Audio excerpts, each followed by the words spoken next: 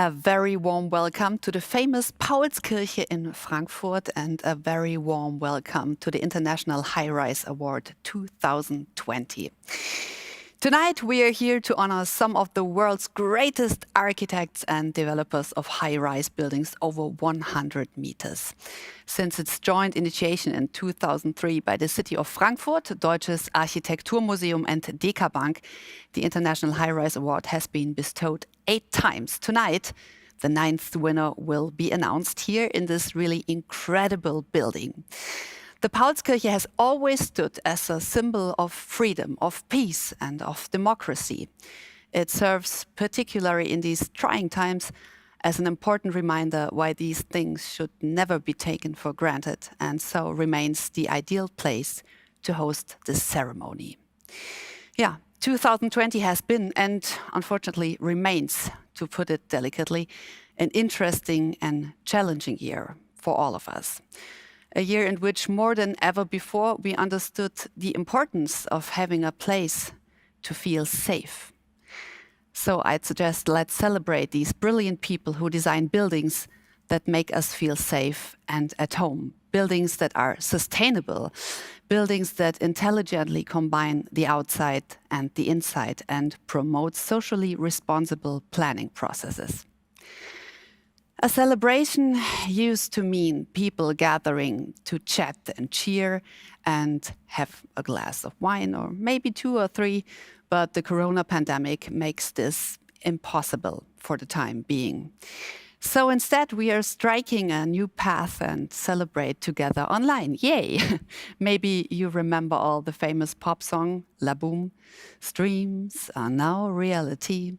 That might sound sad, but don't worry, I'm not alone here tonight. In fact, I'm very much looking forward to introducing to your lovely hosts for the evening. But before we get to that, let me invite you to join me on a little journey through time, through the history of the International High-Rise Award. Fasten your seatbelts, ladies and gentlemen. Giving the architecture the role of reconciling ourselves with the nature, not just because of marketing.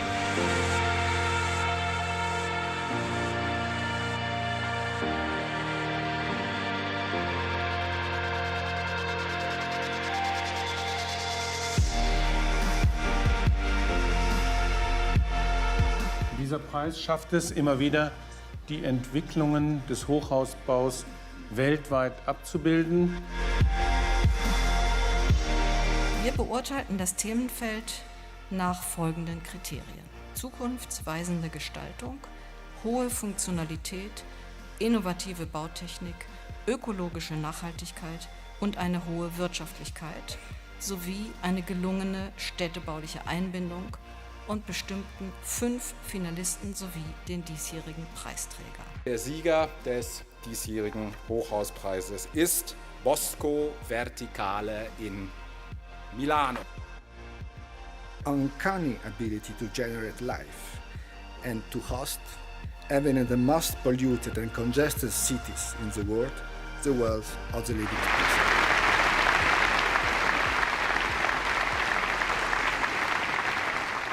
Der Internationale Hochhauspreis 2016 geht an Wir 57 West Manhattan, New York.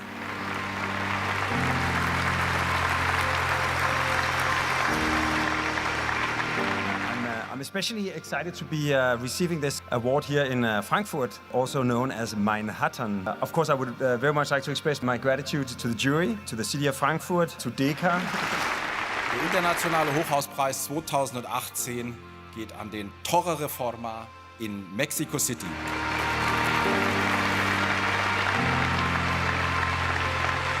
Mission accomplished. Maybe it's realized to my friends through the economical success. But for my personal career, this important recognition clearly represents my peers' validation of the architecture explored through my life. All I can say to you is that this is a great moment in my life. Vielen Dank. Muchas gracias. And thank you very much to everybody.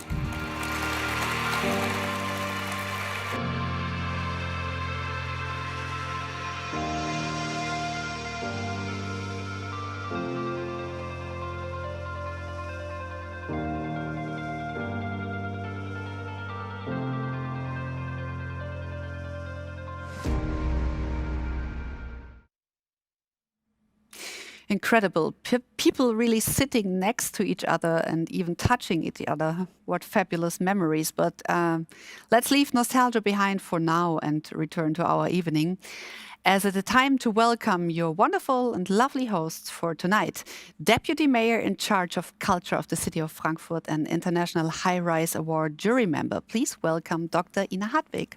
Hello. Nice to have you here. Thank you very much. And next, I'm delighted to introduce you to Dr. Matthias Danne, Executive Vice President of DK Bank. Great to have you here as well.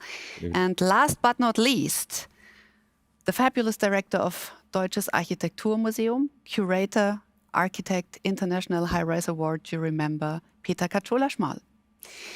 Thank you all for being the hosts tonight. And I say, let's talk about the award a little bit. Ladies first, Frau Dr. Hartwig.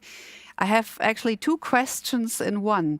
What is the significance of this award and why is it awarded here in the city of Frankfurt?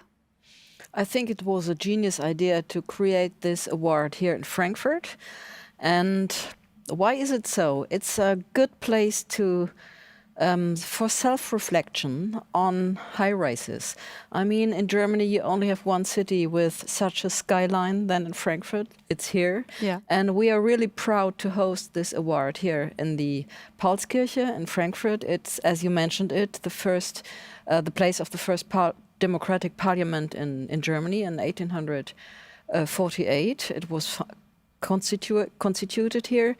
So it's a good place to celebrate this prize, which talks the language of the future more than of the tradition. And what is so impressive in Frankfurt, I think, is the juxtaposition of old European structures of the town with this modern architectural language of high-rises. And this makes Frankfurt so specific. And I think it's the right place to celebrate this prize. In the last 16 years, the skyline changed a lot. It's more dense, it's more global. And all the questions which are important when we think about the future role of high-rises in big cities, we think about it here. So it's the right place to celebrate this wonderful award. Absolutely. So you've just said it's a juxtaposition. People love it to live in a modern yet traditional city. So what role do high-rise buildings play for the identity and the culture of the city? I think it's very important for the identity of Frankfurt. People here in Frankfurt are used to live with these high-rise buildings, and they love it. As I mentioned, it's the proximity of old and modern structures. It's normal here. It's not an exception like in other German cities. So perhaps we are the most global city in Germany, but the special thing for Europe is this proximity of old and modern structures, which you don't find in America or in the Asian world. And people in Frankfurt, I mean, it's an international city. People come from everywhere in the world. They love this mixture. Mm-hmm. Herr Dr. Danne, what was the initial spark for the development of the International High-Rise Award and the partnership, especially with the DK Bank? I think there were a couple of sparks in those days. One, and the most important may be that the Sparkassen Group is a group in Germany, a banking group, which supports social and other initiatives in a strong manner. Mm-hmm. We are part of this group, so it's part of our identity to give social and regional commitment. So having said that, it was in those days for us also important to create or to develop a new idea. The idea to create an award which has never been seen in the world, brand new, the High-Rise Award, and are we able to bring that alive? So that was a second spark. We teamed up with our friends from City of Frankfurt. We teamed up with the Deutsche Architekturmuseum, and the three of us, we had the challenge to create something like this, what we see here. And 16 years later, we are a little bit proud, I think I can say that also for you and for you, that we were successful in that. But that was the second spark. And last but not least, it was important for our commercial and professional side, that we could support something like this, which is very closely combined with what we do in our business. So we have a business line in our company, which is real estate fund business, real estate lending. So we work with real estate, commercial real estate every day, and combining our support for this initiatives with business activities we were a perfect combination in those days. These are only 3 sparks. I could go on with some more, but Yeah. I think these are the most important. Yeah. Let me drop a popular buzzword, sustainability. Everybody talks about sustainability these days, but it has always been an important criterion for the International High-Rise Award. Has what that means, sustainability, changed at all over the past 16 years? It does. It does. And to give you one example, sustainability has always been a component of the concept. So also in 2004, I could imagine, because it was before my time with Deka Bank, it was important. But it was different because in those days, it was something for cutting-edge experts in real estate. Today, it's in everybody's focus. So it changed a lot. Everybody's talking about sustainability in real estate today. That has been different 15 years ago. That's point one. The second point is, if you today have to make decisions in commercial real estate, you came across sustainability at every point of the value chain of that business. So that is different from the former days. And that is good and helpful, but there's one problem today. All these rules for sustainability are unfortunately different in different places and countries in the world. So it's really complicated. That has been easier before. Yeah. Years ago. Normally, 2 years ago, when the International High-Rise Award was bestowed here, there were 900 people sitting here. So we have now the corona pandemic situation. What effect does it have on the real estate market in general, and especially in the future of high-rise buildings? Yeah, first of all, it's less fun to come here and give that award to the winners, because we are, not alone, but here are 20 people or something like that in this room, and this room is not made for 20 people, but that has nothing to do with real estate. So with regard to real estate, I would like to focus on 2 things. The first thing is, and maybe that is not a bad thing, is that Corona accelerated a couple of things which we had discussed in the industry for years. That is new workspace, mobile working, home office, all these things. We discussed that in length over, not decades, but over many years. And Corona accelerated all that. And after 7 months, 8 months, how long did this pandemic last? We have all that in every company in the whole world. That's a positive That's a positive thing. There are not many, but that's a positive thing. And yeah, what is the most important, I don't know, but most surprising negative thing for real estate, high rises, is the elevator problem. Sounds easy, but it's complicated. Today, you can put not more than, I don't know, 2, 3, or 4 people in an elevator cab. And if you need to bring up 1,000, 2,000 people up to the 20th, 30th floor, you can imagine how that works if there are only 2 people in a cab. So that's a big problem, and we do not have the solution for that. And this problem will last, I'm sure, even when Corona is already gone. Yeah. So the good thing is 70% of the Deka Bank is in home office at the moment, so you don't have to queue in front of the elevator. Let's go to the third partnership, Peter Katschola-Schmal. The Deutsches Architekturmuseum is an important partner of the International High-Rise Award. What role do you play? Well, to quote Dr. Danne, we are the cutting-edge experts in architecture in this game, meaning that we research among 2,000 projects built in the last 2 years, and we nominate the 31 projects for the jury itself. Then we contact the architects and bring in all their materials. We select the jury, and we organized the awards ceremony this year by Zoom because we couldn't meet. And together with our partners, we organized the PR and this award ceremony. Plus, we at the Dam organized the exhibition, which will open tomorrow for 3 days. And we published a catalog. So if you want to see the show, you have 3 more days. Yeah. That's a good news, and I'm happy, speaking of good news, that you share your cutting-edge expertise with us tonight. You have a lot of knowledge and expert opinion on the 5 fabulous finalists we will now see. So I say you have the pleasure to start with the first one and announce the first finalist. Yes. The first finalist is the Omniturm here in Frankfurt, designed by Bjarke Ingels Group in Copenhagen and New York. And the client is the local Tishman Speyer Properties and the Commerzbank.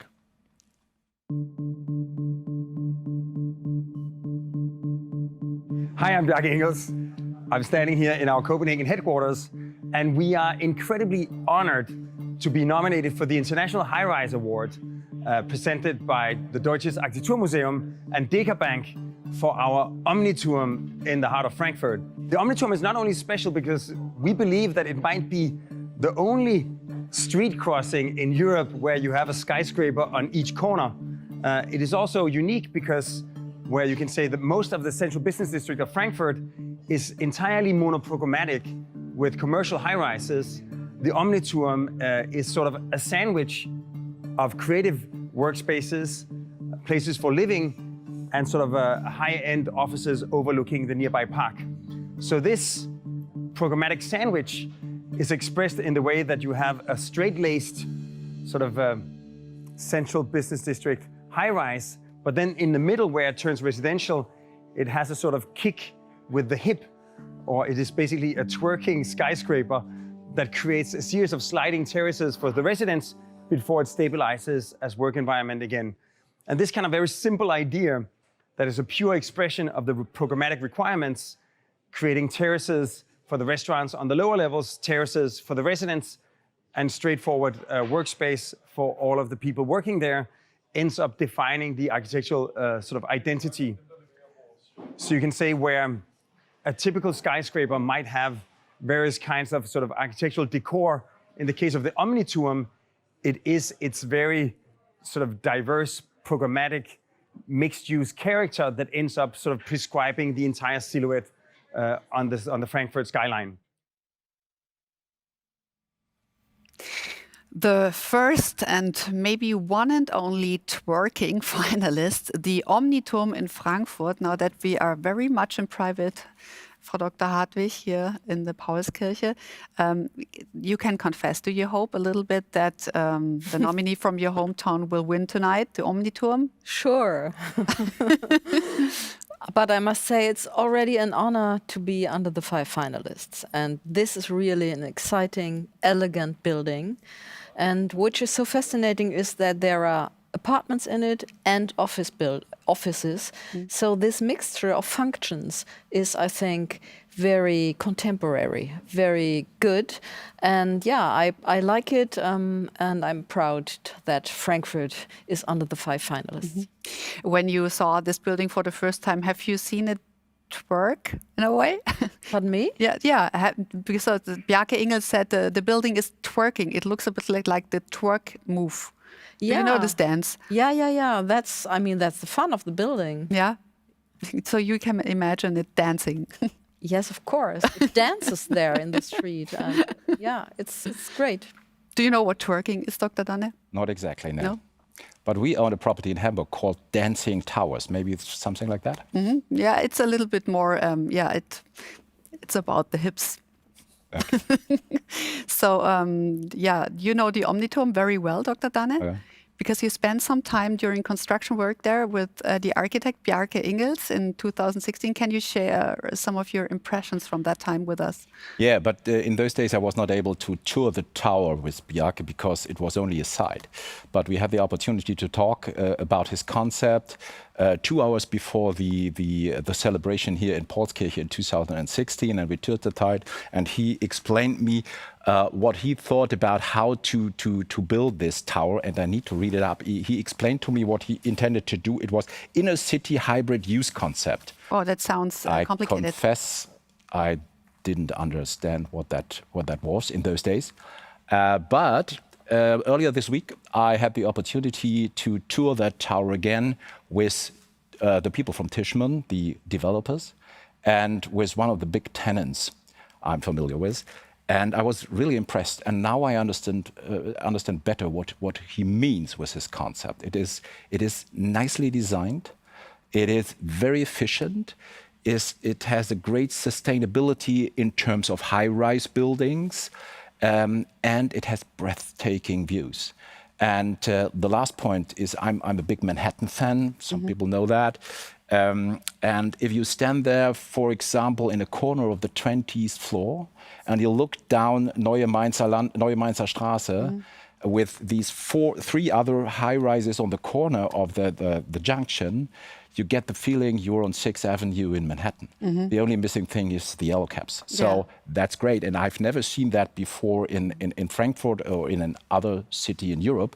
So yes, I'm very fascinated by that tower. Yeah, it's nice in a time where you're not allowed to travel. You feel a little bit like in Manhattan. That's here a good at point. Yeah, it's an important point. Mr. Schmal, I'd suggest let's proceed to the second finalist. The second finalist is not from New York, but from Beijing, China. It's the Lisa Soho by Zaha Hadid Architects from London, and the local client is Soho China Limited. Zaha Hadid are very proud to be finalist in the International High-Rise Award with our Lisa Soho project. It's a new landmark on an urban hub condition, and the main feature, of course, here is the mega atrium. So we hollowed out that tower, a 200-meter tower, 45 stories, delivering a 200-meter plus mega atrium because it also dives down a number of levels. So what is unique here is that this atrium is also connected up to the urban spaces. There's a big urban window allowing views to the outside into the urban fabric and also inviting views in. The whole point is intervisibility, inter-awareness within the building, within a cluster of buildings. So to bring that project and that idea into a new tower, the last bastion of something which is serial, usually the core would segment off the different floors from each other, and even on the floor, the core would be usually an obstacle for communicating across the floor. So to take the core out, or split it up into smaller elements and then open up the cross levels, the interconnection, the intervisibility is the main feature here. The other beautiful aspect and challenge is the facade. There's an enormous elegance and simplicity to the appearance of the building, but the building's geometry is rather complex. The particular idea here is we have these shingles. They also allow ventilation to come in at the edge, and then these shingles flatten out as we come to the big urban window, and they become a kind of pure glass surface.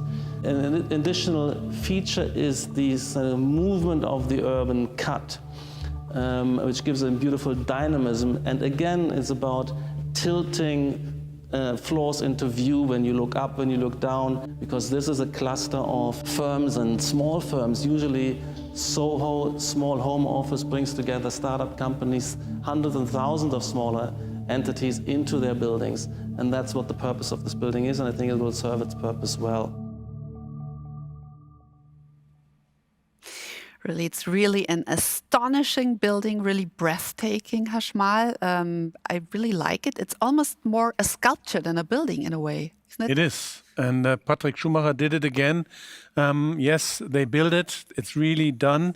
It's 200 meters high, and this atrium is something we have never seen before. But what I really like about this building is that it's not the headquarters of a big corporate company, but it's the home of small offices, home offices, meaning small and medium-sized tenants, hundreds of them in this building. Yeah. So we have something like a big anthill in Beijing on the highway close to the new airport. Yeah, close to it. And I heard that it's the tallest atrium in the world. Yeah, wouldn't be allowed here. Yeah, it's really amazing, yeah. So I'd say let's proceed with the third finalist. I'm curious what will be next. The third finalist is the Stratford in London, UK, by Skidmore, Owings Merrill, SOM in London. And the client is the local Manhattan Loft Corporation. We are here in Stratford, home to the 2012 London Olympics. And behind me is the Stratford, which is in the heart of the Queen Elizabeth Park, a 500-acre public space with leisure facilities as well as high-speed rail links.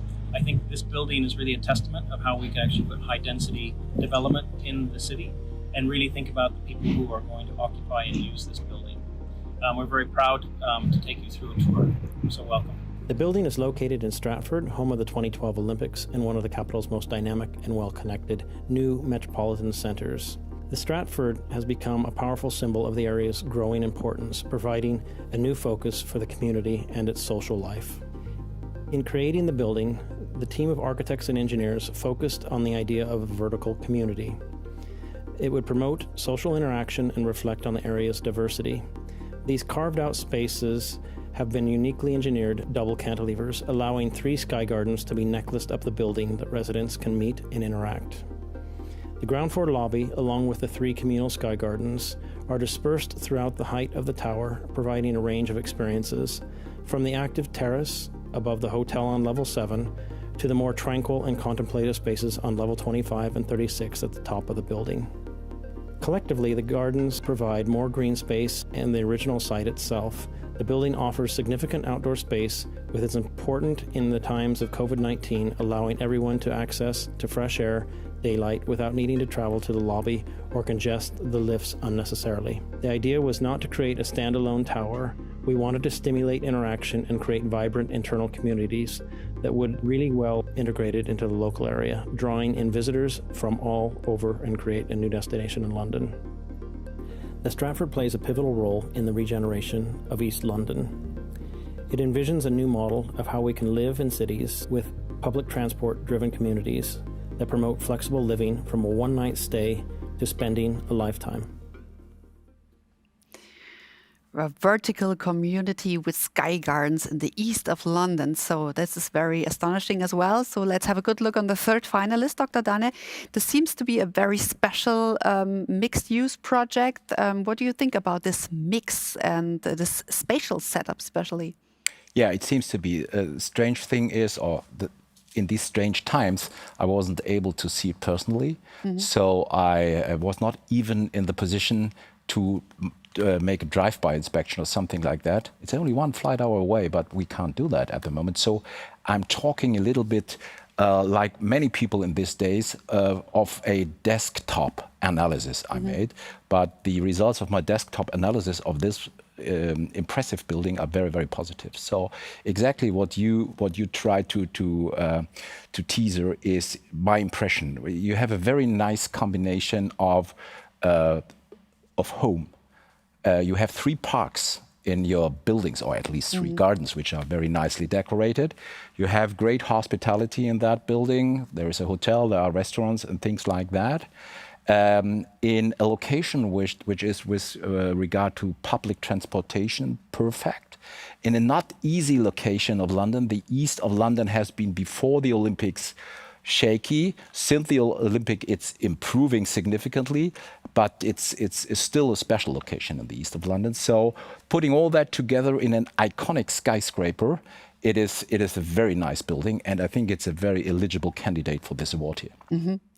All eligible candidates, I'd say. So, Herr Schmal, now it's time for our 4th finalist. It's your turn to announce it.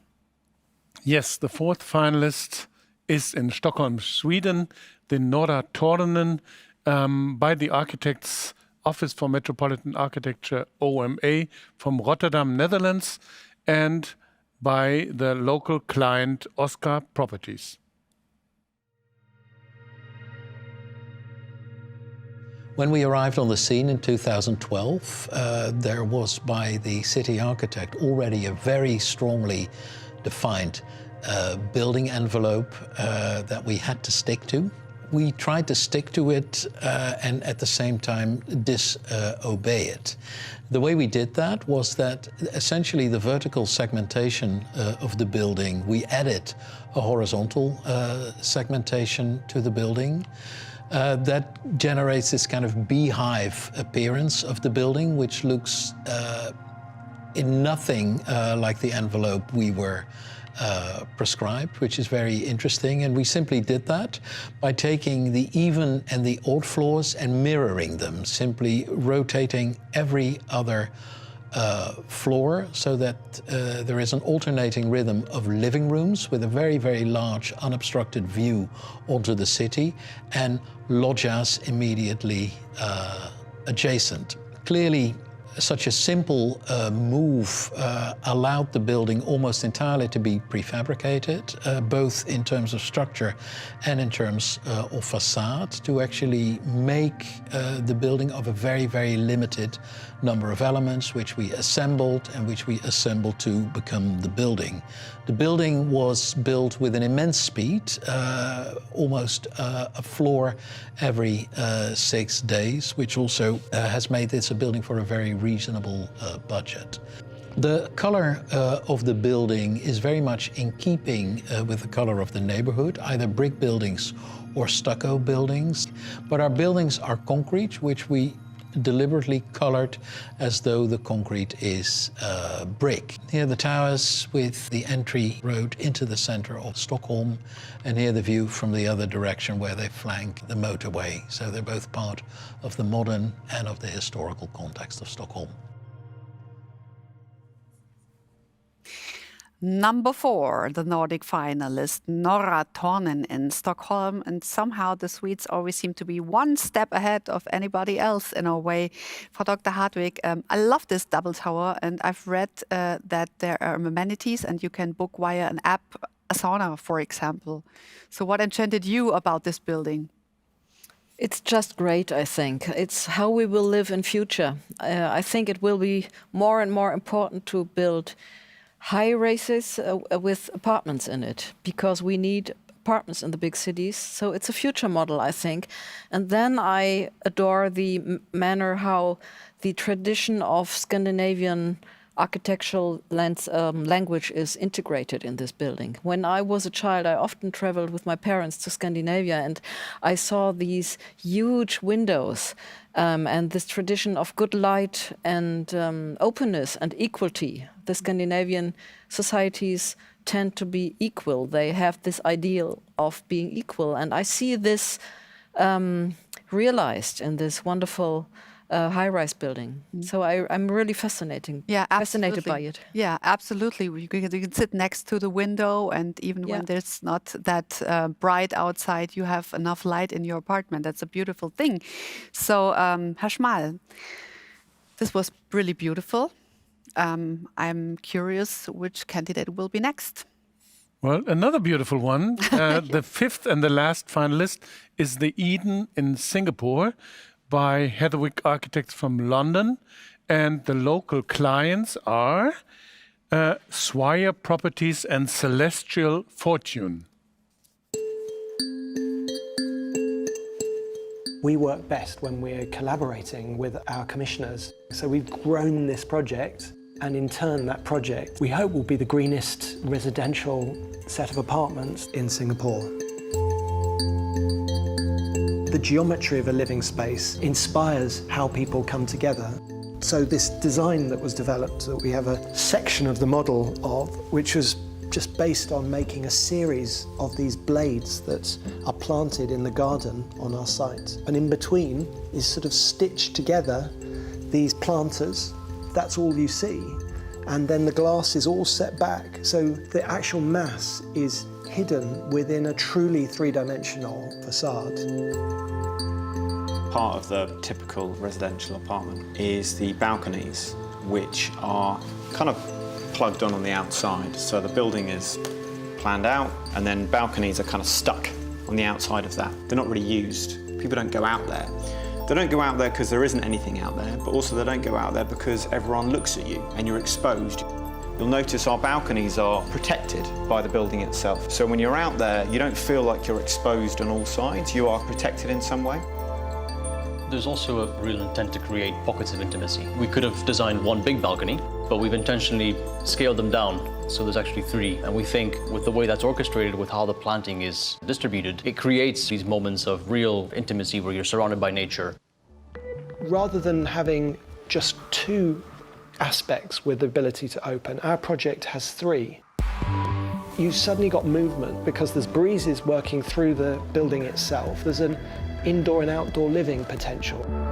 More than ever, we understand that the true integration of nature into your life is key to our mental health.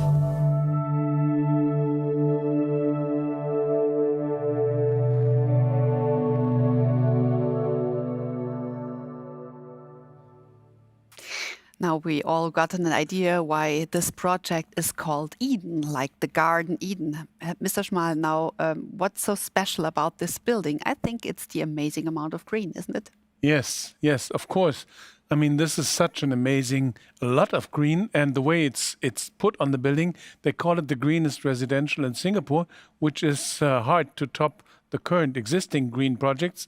But this one is like a dream. And of course, if you look at these weird balconies, science fiction type of things, they offer you privacy. And although you have a view out of the window in all directions, because there's actually only one apartment on each floor, which is, of course, quite something. Yeah, this is quite something. And I was surprised to hear that the 20 tropical plant species were extensively researched for this project. Yes, but in Singapore, you can stick a piece of wood into the ground, it will grow. So these were really special plans for this special type of apartments. And of course, people that live there can afford all these little amenities, like gardeners. It's magnificent. Ladies and gentlemen, now things are getting serious. So let's take a look at the award itself. It consists of two components: the prize money of 50,000 euros, which is donated jointly by the architect and the developer, and then the beautiful statuette itself. It's made by internationally renowned artist Thomas Demand. It's a striking award. It consists of multiple wafer-thin layers of titanium. And these layers reflect the long process that goes into building a high-rise. A lot of ideas, a lot of plans, many concept presentations, data, contracts, lists of claims, agreements, and meetings. It's a tower of documents. It's really an incredible statuette, and I would love to have it on my mantelpiece. Unfortunately, I don't even have a mantelpiece. So the question is, who will win this wonderful work of art? It is now time to find out which renowned team will be taking it home. And it's the turn of Dr. Danne. He already has the golden envelope full of magic, and it's your honor to announce the High Rise Award winner 2020, Dr. Danne. Thank you very much. Ladies and gentlemen, I think we come now to the most emotional moment of this whole celebration. I have to look who the winner is, and wow, the winner is Norra Tornen in Stockholm, Sweden, by OMA, architects from Rotterdam, and Oscar Properties. Congratulations.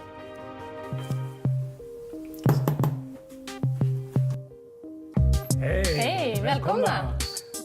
Mia and Linus Kreutzer, a biotech manager and a banker, live on the 19th floor of Stockholm's first high-rise.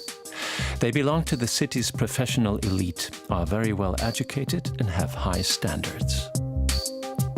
Just an amazing view. Everyone's like, wow. I think it's a quite exciting architecture that you don't get anywhere else here in Stockholm. Norra Tornen, Northern Towers. Innovation stands 125 meters tall. Its twin helix somewhat shorter. Architecture in Lego look. Precast concrete elements, hundreds of bay windows and recessed terraces lend an encapsulated honeycomb appearance to the building and its 320 apartments. For Oskar Engelbert, the developer, there are only advantages using prefabricated elements.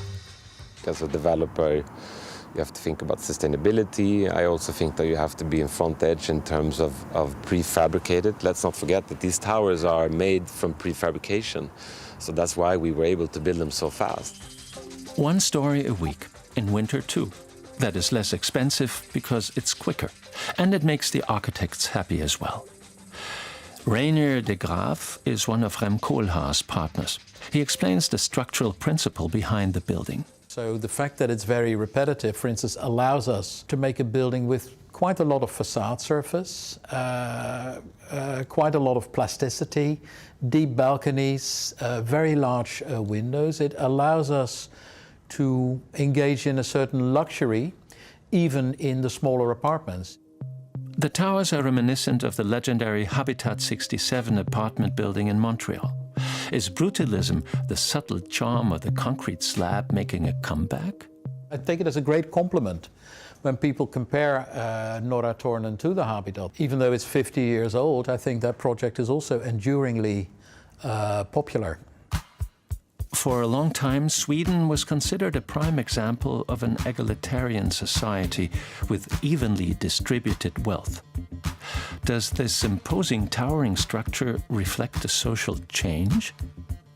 10 years ago, I don't think people would have tolerated that in the same way they have done with these houses. I would say that it's a statement of a new era. Once you start to live in this kind of environment, you really start to realize that this I want in my everyday from now on. So I think the demand will get quite higher on this kind of lifestyle living. By contrast, the architect believes that Norra Tornen celebrates equality and adds, I've on occasion referred to this building as Plattenbau, which of course it is, but we do use a limited number of elements, which I think places this building nicely in the Scandinavian tradition of modernism with a human face. And Oscar Engelbert, the go-getting project developer, puts his faith in fresh momentum for his old city. I think that Stockholm needs to have more variety in the new buildings. So what I want to see is some ugly, some good-looking buildings. I want to have emotions when you look at the buildings that are being made, but I don't want everything to look the same. For 800 years, gateways and twin towers have defined Stockholm's districts, created access and identity. But the Norra Tornen just scream out change. The new Stockholm is evolving on what was once a dismal area of industrial wasteland. Chic, hip and sought after, but not by speculators. Anyone who does not live in their own apartment must wait for 10 years before they are allowed to sell it, or face the possibility of high taxes. Like in almost all metropolises around the world, there is a shortage of affordable living space in Stockholm. The new lifestyle feeling up here costs between 9,000 and 11,000 euros per square meter. People coming here says normally, wow, this is like New York, but in a Stockholm way. And that's a feeling you don't get anywhere else in Stockholm. Do the towers have the potential to become new landmarks for Stockholm? I think one of the great things in my profession is that most likely those buildings will stand there forever. I'm not sure if they will be there in 100 years. You know, buildings that are prefabricated are very easy to construct. They're also very easy to demolish. Pragmatic and with truly Nordic restraint is the opinion of the International High-Rise Award jury. Today, the towers are already milestones of residential architecture, unmissable. Congratulations, Norra Tornen. Absolutely, congratulations from all of us here in the Paulskirche in Frankfurt. Yeah. You see us raising our invisible magnum bottles. Unfortunately, it's already empty. Yeah, and thanks a lot to our partner ZDF Aspekte, Matthias Hügle, for this marvelous film. Thank you very much. Let me now introduce the man who will give the laudatory speech, Benjamin Romano, the great architect who won the International High-Rise Award himself in 2018 for his magnificent building Torre Reforma, a breathtaking 246-meter-high office skyscraper in Mexico City. Please welcome Benjamin Romano. Dear friends, as a member of the jury of the International High-Rise Award 2020, I am honored to express the jury thoughts for this nomination. However, I would like to say that it is a shame for me not to be able to share with you in person the celebration of this important recognition. After years of seeing non-sustainable glass skin facades, we at the jury became thrilled to see the Norra Tornen Tower, with its powerful and moderate reputation of the brutalism architecture. For many years, Oma Studio has led the rethinking of the urban architectural process. And clearly, Nora Turner is the result of the traditional Oma thinking. By creating habitable space living rooms into sheltered balconies that may be converted into shared space according with human behavior trends. Its terraces, shared spaces, balconies, apartment or penthouses harmoniously melt throughout the tower. The materiality of its brutalist expression is wisely colored like the Stockholm inner city traditional architecture, becoming a great gate into the city center of Stockholm. Rainer de Graaf wrote that the building was shaped through the simple play between two basic elements of architecture, the bay window and the balcony. A masterpiece in simplicity and modern residential architecture. I really can imagine the difficult task that the developers had with the Stockholm society when they realized that the project size. And still, the developers could get along with it. Congratulations for your tenacity and commitment. I would like to express my personal admiration for the developers and for the Oma Studio work. In my understanding, success is a positive accumulation of good decisions, both from the developers, from the architects, and from the city as well. Congratulations to you all. Greetings from Mexico, and hope to see you anytime here in my hometown. Thank you very much and congratulations. Greetings to Mexico and thanks to Benjamin Romano. Please say hello to the beach from us. And now we hear the International High-Rise Award winners of 2020 from the Office for Metropolitan Architecture, OMA in Rotterdam, René de Graaf, and from Oscar Properties in Stockholm, Oscar Engelbert. I'm very happy Nora Turner has won the International High-Rise Award from the Deutsches Architekturmuseum, so big thank you for that. We won this award, of course, together with our client, Oscar Properties, a Swedish developer whom I know is every bit as happy as we are. In all honesty, the award comes a bit unexpected, because I personally never thought of these buildings as high-rises. They're very different from the usual idea of a high-rise. They're not monumental, they're domestic, their aesthetic is informal, and they embrace variety more than they embrace repetition. However, now that we have won the High-Rise Award, I'm certainly not going to object to their labeling as high-rises. We're very, very happy, so big thank you from our side. Thank you for this fantastic prize, getting the International High-Rise Award, which in my view is the most prestigious prize in this category. Is a big, big reward for my whole team and all the hours and years that we've been putting into these projects right now. 2 towers are there, and just by getting this prize, it was all worth the while. So a huge thank you and have a great evening. Yeah, thank you very much. I hope you enjoy your party night in Rotterdam and in Stockholm. I hope you can able to have one, yeah. And as we just heard, the prize money of €50,000 will be donated to the Dutch experimental think tank Arches. Congratulations as well. I hope you party hard as well. Yeah, I'd say thank you all here in Paulskirche. Frau Dr. Ina Hartwig, thank you very much for being here.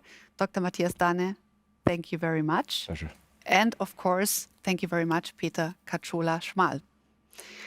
Yeah, and thank you very much to the invisible audience on the internet. We all think that you look very handsome, and talking of looking fantastic, I say we've seen fantastic projects tonight and high-rise buildings, and I hope and I'm sure this will be a great inspiration for the next International High-Rise Award.